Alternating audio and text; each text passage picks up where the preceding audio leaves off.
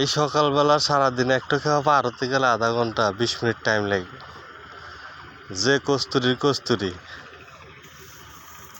পুরা নদী একবারে এক বাতাসেই কস্তুরি দিয়ে সব জায়গায় আটকে গেছে। এই যে আর ফুল নদী কস্তুরি দিয়ে ভরাট।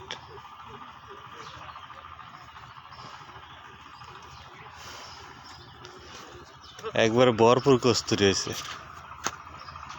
কোত্থেকে আসলো, কোথা থেকে আসলো হিসাব নাই।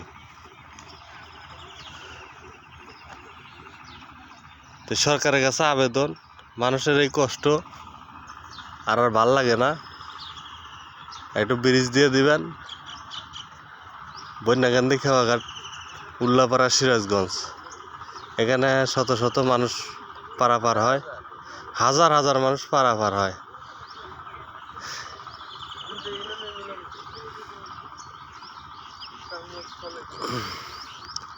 বড়হর এবং পঞ্চকোশী ইউনিয়নের লোকের যাতায়াতের এই রাস্তা ও পাশেও পাকা হয়ে গেছে, কিন্তু একটা ব্রিজের দরকার।